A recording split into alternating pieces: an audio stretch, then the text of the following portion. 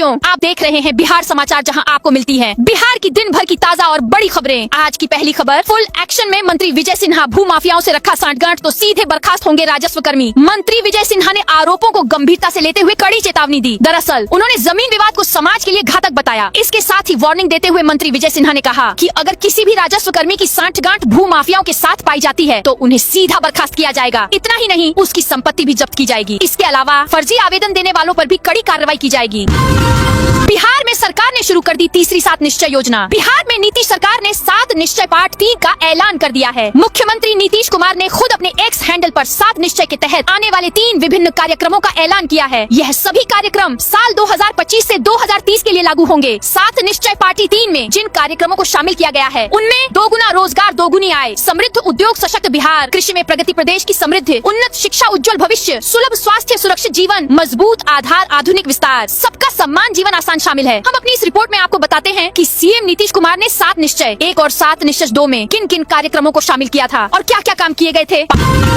5 साल में 50 लाख करोड़ का निवेश होगा। 1 करोड़ नौकरी रोजगार देगी सरकार। नीतीश कैबिनेट की बैठक में 5 साल में 50 लाख करोड़ निवेश करने का फैसला लिया गया है। इसके साथ ही 1 करोड़ नौकरी रोजगार के रोड मैप पर भी चर्चा हुई। इसके साथ ही 7 निश्चय योजना 3.0 को मंजूरी मिली है। सीएम नीतीश कुमार ने एक्स पर लिखा, 24 नवंबर 2005 को जब से हम लोगों की सरकार बनी तब से राज्य में कानून का राज्य है। लगातार 20 सालों से सभी क्षेत्रों और सभी वर्गों के विकास के लिए काम किया गया है। मुझे यह बताते हुए खुशी हो रही है कि राज्य में अब 7 निश्चय 3 कार्यक्रमों को लागू करने का निर्णय लिया गया है। घर बैठे बनेगा राशन कार्ड, जाने क्या है ऑनलाइन आवेदन की पूरी प्रक्रिया। बिहार सरकार ने राशन कार्ड बनाने की प्रक्रिया पूरी तरह ऑनलाइन कर दी है। अब आज से online.bihar.gov.in पर घर बैठे आवेदन किया जा सकता है। OTP वेरिफिकेशन, दस्तावेज अपलोड और आवेदन की स्थिति SMS से मिलेगी। इससे पारदर्शिता बढ़ेगी और पात्र लाभुकों को राहत मिलेगी।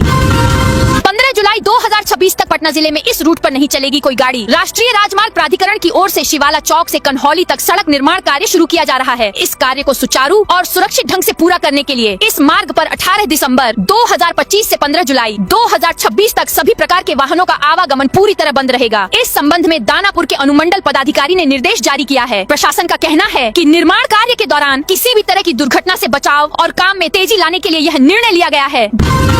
बिहार में खुलेंगी करीब 5000 नई PDS दुकानें। बिहार में बढ़ती आबादी और राशन कार्ड धारियों की संख्या को देखते हुए राज्य सरकार ने बड़ा फैसला लिया है। खाद्य एवं उपभोक्ता संरक्षण विभाग राज्य में 4942 नई सरकारी राशन दुकानों की डीलरशिप देने जा रहा है। इसका मकसद यह सुनिश्चित करना है कि शहरी और ग्रामीण क्षेत्रों में तय मानकों के अनुसार हर राशन कार्ड धारक को आसानी से सार्वजनिक वितरण प्रणाली का लाभ मिल सके। इस दिशा में विभाग ने 2583 नई दुकानों के लिए विज्ञापन जारी कर दिए हैं, जिनके लिए हजारों आवेदन भी आ चुके हैं। फेल होने पर शिक्षकों का वेतन नहीं कटेगा। बिहार के सरकारी स्कूलों में शिक्षकों को शिक्षा विभाग ने बड़ी राहत दी है। अब मोबाइल ऐप के जरिए ऑनलाइन हाजिरी दर्ज न होने पर तकनीकी कारणों से शिक्षकों का वेतन नहीं कटेगा। विभाग ने स्पष्ट किया है कि ऐसी स्थिति में शिक्षकों को उनकी भौतिक उपस्थिति के आधार पर वेतन का भुगतान किया जाएगा। इस निर्णय से राज्य भर के हजारों शिक्षकों को लाभ मिलेगा जो नेटवर्क, सर्वर या ऐप की तकनीकी गड़बड़ियों के कारण वेतन कटौती का सामना कर रहे थे। मुख्यमंत्री ने बिजली नियंत्रण कक्ष का किया निरीक्षण। मुख्यमंत्री नीतीश कुमार ने कहा कि हमारी सरकार ने 10 लाख नौकरी एवं 40 लाख रोजगार यानी कुल 50 लाख नौकरी एवं रोजगार उपलब्ध कराया है। अब हमने तय किया है कि अगले 5 वर्षों में इसको 2 गुना यानी 1 करोड़ नौकरी एवं रोजगार उपलब्ध कराएंगे। सरकार इस पर तेजी से काम कर रही है। केसरिया बौद्ध स्तूप के सामने बन रहा मॉडर्न रिफ्लेक्शन सेंटर। मोतिहारी के केसरिया में स्थित विश्व के सबसे ऊंचे बौद्ध स्तूप के सामने एक आधुनिक प्रतिबिंब केंद्र का निर्माण कार्य तेजी से जारी है। यह केंद्र महात्मा बुद्ध के जीवन, उनके उपदेशों और बौद्ध दर्शन को आधुनिक दृश्य श्रव्य तकनीकों के माध्यम से देश विदेश के पर्यटकों और नई पीढ़ी तक पहुंचाने के उद्देश्य से बनाया जा रहा है। इसकी संरचना बौद्ध स्तूप की तर्ज पर ही तैयार की जा रही है, जिससे इसकी ऐतिहासिक और सांस्कृतिक महत्ता बढ़ जाती है। सम्राट चौधरी ने अपराधियों को चेताया, माफियाओं को ठीक करना यही मेरा काम। गृह मंत्री सम्राट चौधरी लगातार एक्शन मोड में हैं। गृह मंत्री बनते ही उन्होंने बिहार से अपराधियों के सफाया करने की बात कही थी। इस बीच उन्होंने एक बार फिर अपराधियों को चेतावनी दे दी है। दरअसल गयाजी में सम्राट चौधरी ने अपराध, गुंडागर्दी और माफिया राज के खिलाफ खड़ा संदेश दिया। उन्होंने कहा कि सभी माफियाओं को ठीक करना यही मेरा काम है। मुख्यमंत्री नीतीश कुमार ने इसी उद्देश्य से गृह विभाग की जिम्मेदारी मुझे सौंपी है। पूर्णिया में आज रिलीज होगा फिल्म बॉर्डर 2 का टीजर। पूर्णिया के लिए आज का दिन खास है। देश के कुछ चुनिंदा शहरों में आज सनी देओल स्टारर बॉर्डर 2 का टीजर लॉन्च किया जाएगा। मुंबई, दिल्ली, चंडीगढ़, हैदराबाद और बिहार के कुछ चुनिंदा शहरों में फैन स्क्रीनिंग की जाएगी। इसमें पूर्णिया भी शामिल है। शहर के रूपबानी सिनेमा में बॉर्डर 2 के टीजर की स्पेशल फैन स्क्रीनिंग रखी गई है। समस्तीपुर के बैंक ऑफ महाराष्ट्र से लूटकांड में 15वीं गिरफ्तारी। समस्तीपुर के काशीपुर मोहल्ला स्थित बैंक ऑफ महाराष्ट्र में हुए करीब 10 करोड़ के लूट मामले में पुलिस ने फरार एक आरोपी को गिरफ्तार किया। जिला पुलिस की टीम ने पटोरी थाना क्षेत्र के उत्तरी धमोन गांव में छापेमारी कर लूट कांड में फरार चल रहे यदुवंश राय के बेटे बैजनाथ कुमार को गिरफ्तार कर लिया। वारदात को अंजाम देने के बाद आरोपी समस्तीपुर से मुंबई फरार हो गया था। नितिन नबीन का मंत्री पद से इस्तीफा 2 विभागों को संभाल रहे थे। नितिन नबीन ने मंगलवार को मंत्री पद से इस्तीफा दे दिया है। उनके पास 2 विभागों की जिम्मेदारी थी। पार्टी ने उन्हें बीजेपी के राष्ट्रीय कार्यकारी अध्यक्ष की जिम्मेदारी सौंपी है। उनके पास पथ निर्माण विभाग और नगर विकास विभाग की जिम्मेदारी थी। अब ये विभाग किसी और मंत्री को दिया जाएगा। बीजेपी में लंबे समय से एक व्यक्ति एक पद का सिद्धांत लागू है। इस सिद्धांत के तहत नितिन नबीन को मंत्रिमंडल से इस्तीफा देना पड़ा है। जेपी नड्डा के केंद्रीय मंत्री बनने के बाद उनके पार्टी अध्यक्ष पद को लेकर स्थिति स्पष्ट हुई थी। अररिया रेलवे की 132 केवी लाइन जल्द होगी चार्ज ट्रैक्शन सिस्टम को करेगी मजबूत। अररिया में उत्तर पूर्व सीमांत रेलवे ने स्थानीय नागरिकों के लिए एक महत्वपूर्ण सुरक्षा चेतावनी जारी की है। रेलवे ने बताया है कि नवनिर्मित 132 केवी हाई वोल्टेज ट्रांसमिशन लाइन जल्द ही चार्ज की जाएगी, जिससे उच्च वोल्टेज टावरों से दूर रहने की अपील की गई है। नालंदा लिटरेचर फेस्टिवल 21 से 25 दिसंबर तक होगा आयोजन। राजगीर के भव्य अंतर्राष्ट्रीय कन्वेंशन सेंटर में 21 से 25 दिसंबर तक नालंदा लिटरेचर फेस्टिवल का आयोजन किया जा रहा है। इस बार बिहारी खानपान की समृद्ध परंपरा पर एक विशेष सत्र का आयोजन होगा। यह आयोजन न केवल साहित्य प्रेमियों के लिए बल्कि बिहार की सांस्कृतिक धरोहर को संजोने वाले हर व्यक्ति के लिए एक महत्वपूर्ण अवसर बनने जा रहा है। कुदरा में छठ घाट निर्माण को तत्काल प्रभाव से रोका। कैमूर के नगर पंचायत कुदरा में बीचला मंदिर के पास नदी तट पर चल रहे छठ घाट निर्माण कार्य पर विवाद खड़ा हो गया है। गुणवत्ता और पारदर्शिता के अभाव के आरोपों के बाद वार्ड पार्षदों ने इस कार्य को तत्काल प्रभाव से रुकवा दिया है। पार्षदों का कहना है कि निर्माण कार्य न तो निर्धारित मानकों के अनुसार हो रहा है और न ही कार्यस्थल पर एस्टीमेट बोर्ड लगाया गया है। मधुबनी में 20 दिसंबर तक पल्स पोलियो अभियान। Madhubani civil surgeon doctor Harendra Kumar ने 16 से 20 दिसंबर तक चलने वाले पल्स पोलियो अभियान को सफल बनाने की अपील की है। उन्होंने सदर अस्पताल स्थित अपने कार्यालय कक्ष से अभिभावकों से आग्रह किया कि वे 0 से 5 वर्ष तक के अपने बच्चों को पोलियो ड्रॉप अवश्य पिलवाएं। सीवान में 17 से 19 दिसंबर को जॉब कैंप आयोजित। युवाओं महिलाओं के लिए रोजगार का बेहतर अवसर। श्रम संसाधन विभाग के देखरेख में जिले के युवाओं को रोजगार से जोड़ने की दिशा में एक महत्वपूर्ण पहल की जा रही है। इसी क्रम में 17 दिसंबर को जिला नियोजनालय परिसर में Motherson centre for skill development द्वारा एक दिवसीय जॉब कैंप का आयोजन किया जाएगा। इस जॉब कैंप में विभिन्न तकनीकी एवं गैर तकनीकी 17 दिसंबर को जिला नियोजनालय परिसर में Motherson centre for skill development द्वारा एक दिवसीय जॉब कैंप का आयोजन किया जाएगा। इस जॉब कैंप में विभिन्न तकनीकी एवं गैर तकनीकी पदों के लिए योग्य अभ्यर्थियों का साक्षात्कार लिया जाएगा। नवादा में जंगल के रास्ते शराब माफिया का झुंड फरार। नवादा में शराब माफिया ने तस्करी का नया तरीका अपनाया है। कौवाकोल और परनाडाबर थाना क्षेत्रों में पुलिस ने 17 मोटरसाइकिलों के झुंड में जंगल के रास्तों से ले जाई जा रही भारी मात्रा में शराब जब्त की है। इस कार्रवाई में 3800 लीटर देसी महुआ शराब और 117 लीटर विदेशी शराब बरामद की गई है। पुलिस के अनुसार नए साल की पार्टियों से पहले शराब माफिया सक्रिय हो गए थे। वे 17 काली मोटरसाइकिलों के काफिले में जंगल के रास्तों से शराब की तस्करी कर रहे थे। गश्त के दौरान पुलिस को देखकर तस्करों ने तेज रफ्तार में बाइकें सड़क पर छोड़ दी और जंगल की ओर कूदकर फरार हो गए। मुजफ्फरपुर डीएम के नाम से फर्जी व्हाट्सएप अकाउंट बनाया। मुजफ्फरपुर में जिलाधिकारी सुब्रत कुमार सेन के नाम से एक फर्जी व्हाट्सएप प्रोफाइल बनाया गया है। प्रशासन को मोबाइल नंबर का दुरुपयोग कर यह प्रोफाइल बनाए जाने की सूचना मिली है। जिलाधिकारी ने स्पष्ट किया है कि यह नंबर या इससे संचालित कोई भी व्हाट्सएप प्रोफाइल उनका आधिकारिक संपर्क माध्यम नहीं है।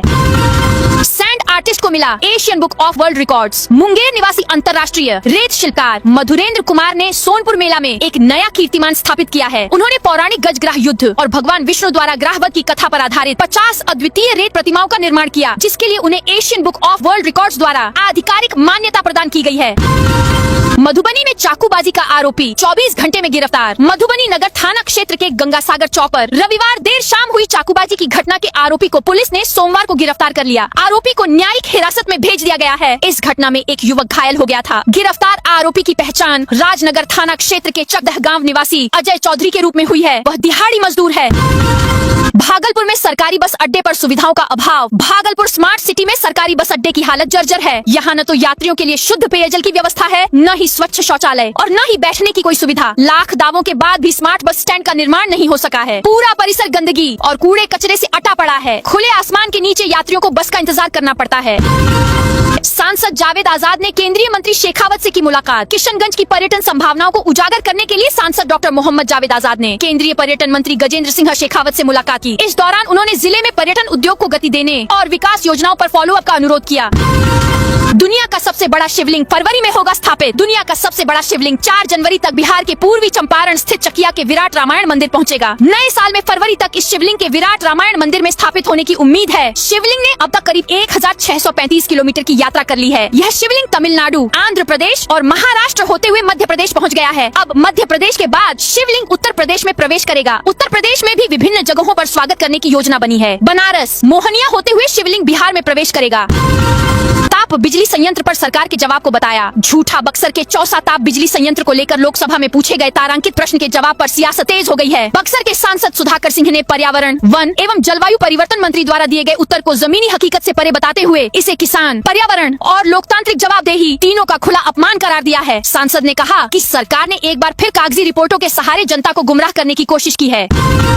मौरा बालू घाट पर किसानों का विरोध, प्रोटेस्ट तेज। जमुई में सिंचाई पैन पर संकट का आरोप। जमुई के गिद्धौर प्रखंड स्थित मौरा बालू घाट को लेकर किसानों का विरोध प्रदर्शन लगातार जारी है। मौरा और आसपास के गांवों के किसान अपनी कृषि योग्य भूमि को बंजर होने से बचाने के लिए बालू घाट बंद करने की मांग कर रहे हैं। उनका आरोप है कि लगातार बालू खनन से खेती और सिंचाई व्यवस्था पर गंभीर खतरा मंडरा रहा है।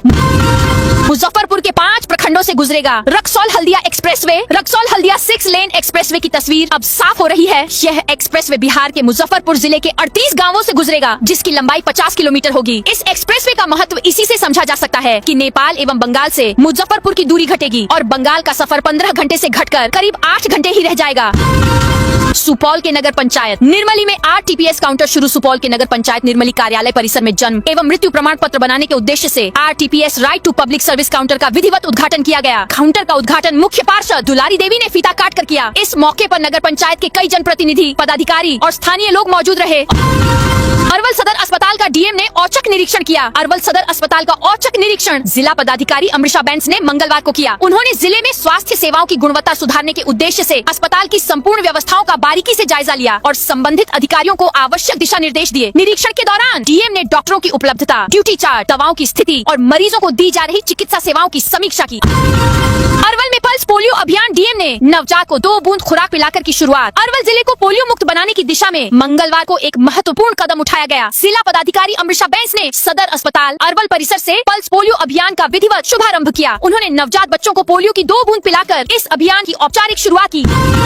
बासीगत भूमि पक्का मकान उपलब्ध कराने की मांग। शेखपुरा के अरियरी प्रखंड में सरकारी भूमि से अतिक्रमण हटाने की कार्रवाई को लेकर ग्रामीणों में दहशत का माहौल है। अंचलाधिकारी अंकु गुप्ता ने प्रखंड के लगभग 50 लोगों को दूसरा नोटिस भेजा है, जिन्होंने सरकारी जमीन पर अवैध रूप से घर बना रखे हैं। इस कार्रवाई के विरोध में दर्जनों ग्रामीणों ने अंचल कार्यालय का घेराव किया और अपनी समस्याएं बताई। जहानाबाद में 3 किसानों के सबमर्सिबल मोटर चोरी। जहानाबाद के घोसी थाना क्षेत्र के माधोपुर गांव में सोमवार रात 3 किसानों के सबमर्सिबल मोटर चोरी हो गए। चोरों ने पाइपों को भी क्षतिग्रस्त कर दिया। इस घटना से किसानों को लगभग 3 लाख रुपए का नुकसान हुआ है। किसान राजकुमार यादव ने बताया कि अनिल कुमार, सुरेश यादव और राम स्वरूप प्रसाद के खेतों से सबमर्सिबल मोटर चोरी हुए हैं। किसानों का कहना है कि गेहूं की फसल लगाने का समय आ रहा है और सिंचाई के लिए बोरिंग की गई थी, लेकिन चोरी के कारण कृषि कार्य प्रभावित हो रहा है। राजस्व कर्मचारी 5000 रुपए रिश्वत लेते अरेस्ट। सहरसा के पत्रघट अंचल कार्यालय में मंगलवार को निगरानी विभाग की टीम ने कार्रवाई करते हुए राजस्व कर्मचारी राहुल कुमार को 5000 रुपए रिश्वत लेते रंगे हाथ गिरफ्तार किया। पटना से आई निगरानी विभाग की 9 सदस्यीय टीम ने यह कार्रवाई की। निगरानी विभाग पटना के डीएसपी मिथिलेश कुमार ने सहरसा के सर्किट हाउस में मीडिया को इसकी जानकारी दी। समस्तीपुर में भाकपा माले ने निकाला मार्च। नवादा में मॉब लिंचिंग का किया विरोध। नवादा के रोह थाना क्षेत्र के भटा गांव में पिछले दिनों फेरी वाले अल्पसंख्यक के साथ मॉब लिंचिंग व गरीबों पर बुलडोजर कार्रवाई के खिलाफ भाकपा माले ने मंगलवार को मार्च निकाला। जुलूस निकालने के बाद लोगों ने स्टेशन चौराहे पर सभा भी की। भाकपा माले कार्यकर्ता ने शहर के माल गोदाम चौक पर इकट्ठा होकर अपने अपने हाथों में झंडा, बैनर और मांगों से संबंधित नारे लिखे तख्तियां लेकर जुलूस निकाला। प्रतिरोध मार्च बाजार क्षेत्र का भ्रमण करते हुए स्टेशन चौराहा पहुंचा, जहां पर सभा का भी आयोजन किया गया। वार्ड क्रियान्वयन एवं प्रबंधन समिति 24,000 का करेगी भुगतान। शिवहर जिला लोक शिकायत निवारण पदाधिकारी सह अपर समाहर्ता कृष्ण कुमार यादव ने मंगलवार को 2 परिवाद की सुनवाई करते हुए उनका निपटारा किया। पहले मामले में उन्होंने वार्ड क्रियान्वयन एवं प्रबंधन समिति के अध्यक्ष और सचिव को भूमिदाता अनुरक्षक के मानदेय एवं नल जल योजना की लंबित राशि के रूप में कुल 24,000 10,000 रुपए का भुगतान करने का आदेश दिया।